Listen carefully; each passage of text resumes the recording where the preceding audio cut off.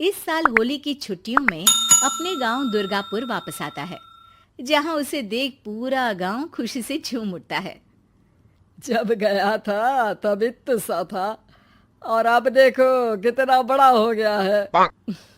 हाँ सरपंच जी, जब मैं गया था तब आप भी बहुत जवान थे और अब देखो कितने बूढ़े हो गए हैं आप।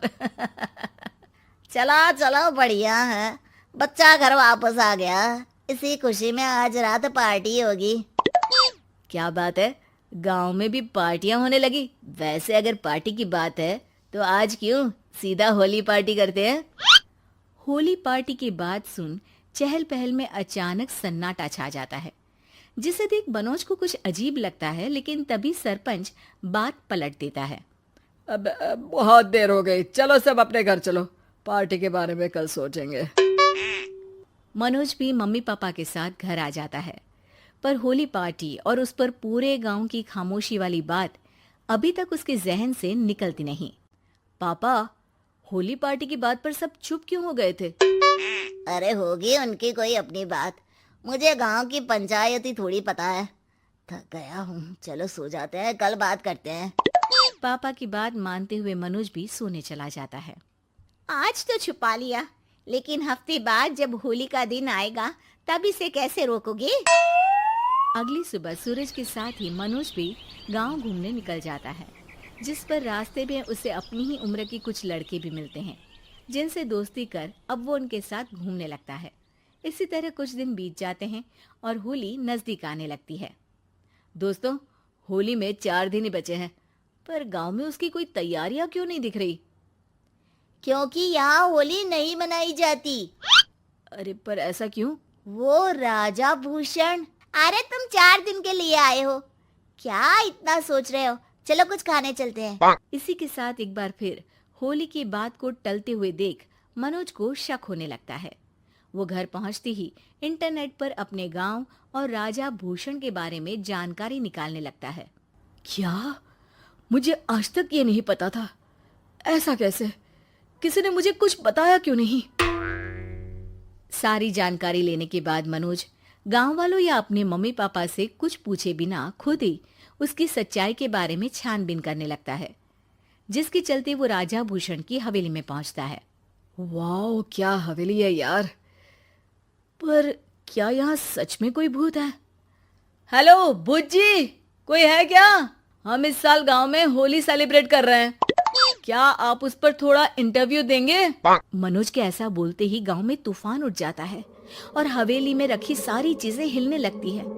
एक अदृश्य शक्ति मनोज को धक्का देकर हवेली से बाहर निकाल दरवाजा बंद कर लेती है। ये सब देख मनोज हैरान रह जाता है।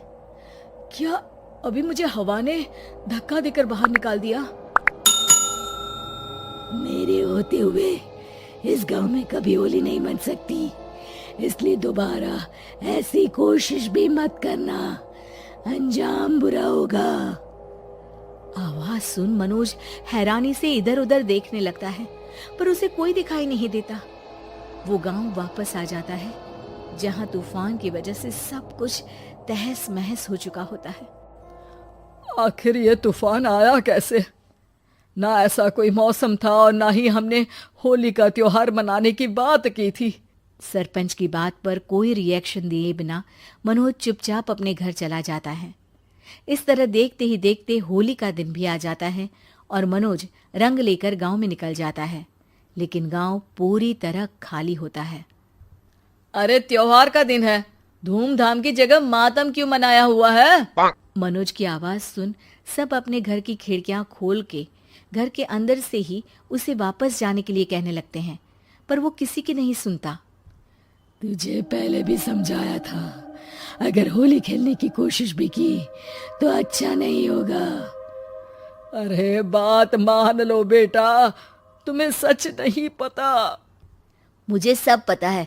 सालों पहले इस राजा ने एक अंधविश्वास फैलाया और आप लोग आज तक उसे मानते आ रहे हो।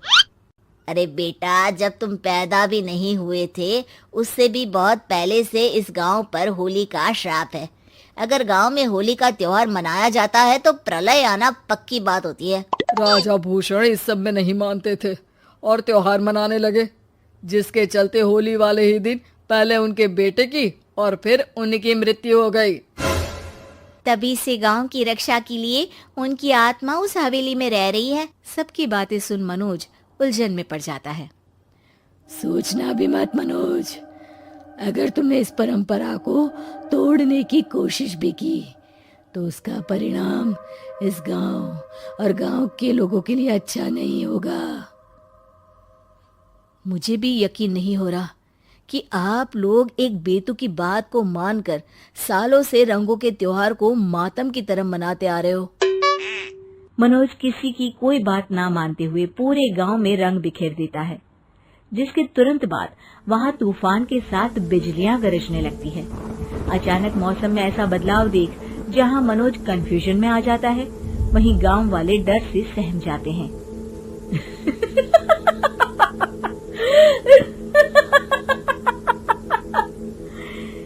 इस लड़के ने हमारे जैसे सिर्फ अपने स्वार्थ के लिए नहीं बल्कि पूरे गांव की खुशियों के लिए यहाँ होली मनाई है, जिस वजह से अब इस गांव पर होली का श्राप टूटता है।